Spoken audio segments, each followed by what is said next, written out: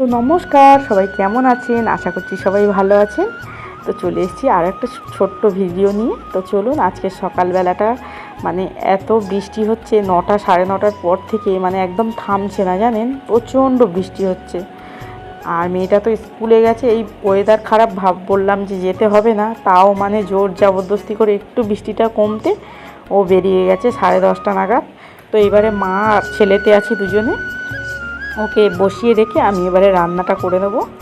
কারণ রান্না করতে দেরি হলে ও ঘুমিয়ে যাবে আর খাওয়া হবে না। 12, 12:30, 1টার মধ্যে ওকে ভাত না দিলে ঘুমিয়ে পড়ে, জানেন। তো তার জন্য তাড়াতাড়ি রান্নাটা করে নেবো। এই যে দেখুন দুষ্টুমি করছে।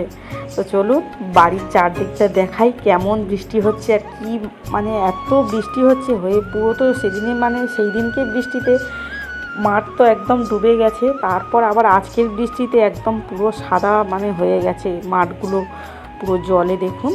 আর আমরা যেহেতু মাঠের মানে মাঝখানটাই থাকি বাড়িটা, আর চারিদিকে জল, মানে মাঠগুলো সব জল ভর্তি হয়ে যাচ্ছে। তো কিছুদিন পরে দেখা যাবে যে এই মাঠগুলো সব ধান চাষ হয়ে গেছে। তো আপনাদের সঙ্গে সবটাই শেয়ার করব। আর বেশ ভালো লাগে, জানেন, বর্ষাকালে বর্ষা যখন হয় বেশ সুন্দর লাগে, আর কোনো চিৎকার চেঁচামেচি নেই, মাঠের মাঝখানে, তো খুব ভালো লাগে। তো দেখুন কথা বলতে বলতে চলে এসেছি। ডাল তো প্রেসার কুকারে করে নিয়েছি, ভাতটা হয়ে গেছে, এদিকে কাঁকরোল ভাজা, আর এই যে কুমড়োর বড়া হবে, একটু বেসন আর চালের গুঁড়ো দিয়ে। আর এই যে দেখুন ও আমার রান্না হয়ে গেছে, বুঝতে পেরে গেছে। তো ঘুম থেকে উঠে চলে এসছে খাওয়ার জন্য। ও যে কি খেতে ভালোবাসে, মানে ভাত আপনি যা দেবেন, শুধু ভাত দিলে পর্যন্ত খেয়ে নেবেন। হ্যাঁ, তো যাই হোক, এইবারে ওকে রেখে ও খেলা করছে, ও আর আমার ছেলে দুজনে খেলা করছে, আমি এদিকে বড়াগুলো ভেজে নিচ্ছি।